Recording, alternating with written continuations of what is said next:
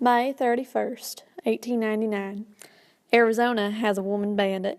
She helped a male companion to hold up Globe and Florence stage yesterday. Neither of the robbers wore a mask, and though the smaller wore men's clothing, there was no doubt of her sex. The descriptions of the two fitted a man and woman who had been in Florence the day before. There were 3 passengers on the stage, from whom $360, a 6-shooter, and a gold watch were taken. While the male robber was searching the victims, his companion kept them terrorized with a shotgun. The posse is hunting for the bandits.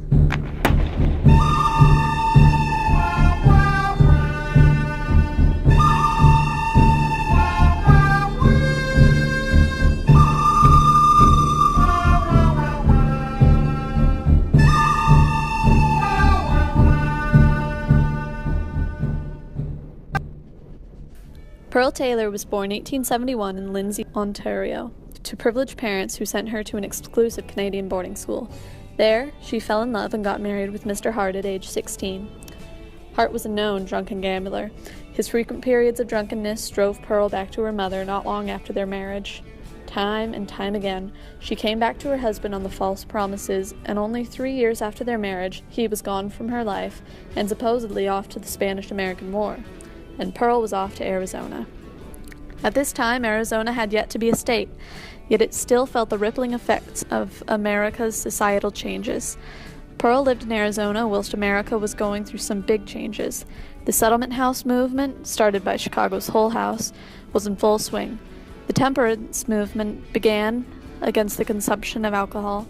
The Klondike gold rush in Alaska was coming to an end. The Panic of 1893 occurred, which spurred an economic depression.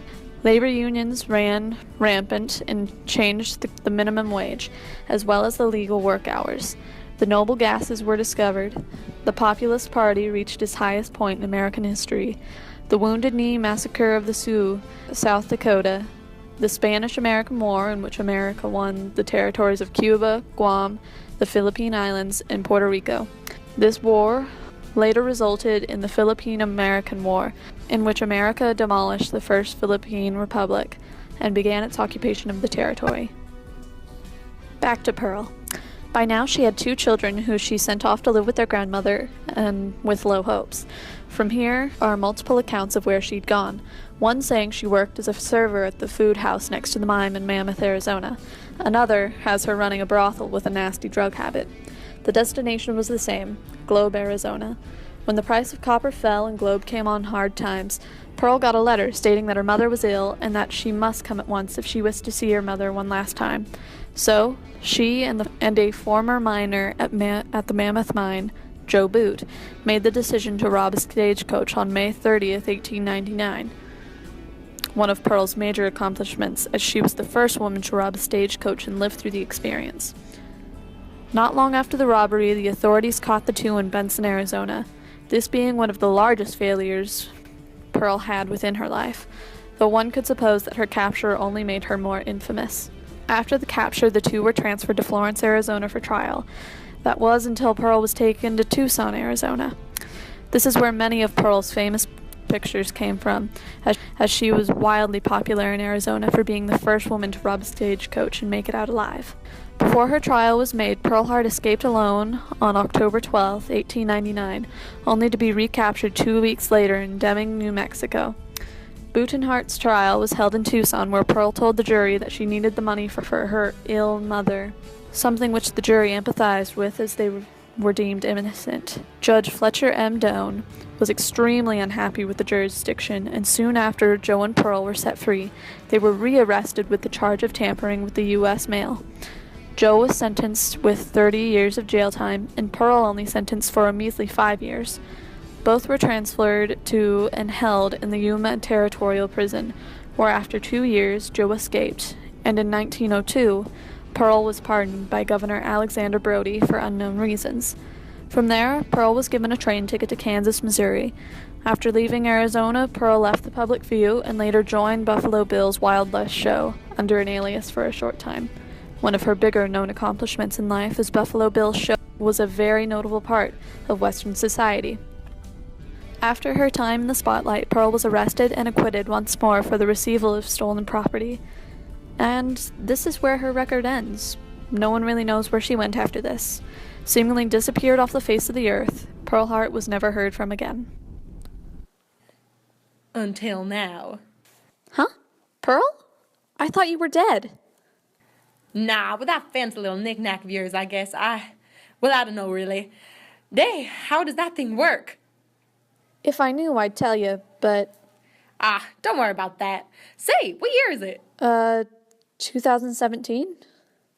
Oh, my. Well, that's like 100 years. Say, why are you dressed like a boy? And you're trying to personate me? Oh, well, that's how we dress nowadays. Boys and girls can wear the same things. That's mighty neat. I always thought that women should be able to live the same way as men. Suppose you're a feminist, then? Sure thing. What's that metal thing? A car. It's like a stagecoach without horses. Is it hard to steal? I suppose so. Who's singing? Where is she? Beyonce. She's not here. It's a recording. Weird music. But I like the words, the message. How about this?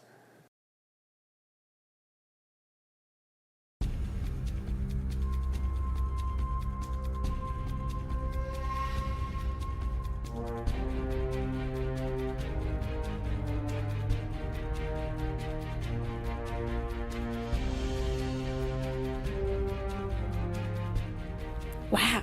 Reminds me of Bill's show. This? All of our people. Together we will determine the course of America and the world for many, many years to come. We will face challenges. We will confront hardships, but we will get the job done.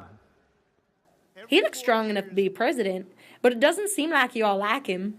And this? What? She looks nothing like me. Agreed.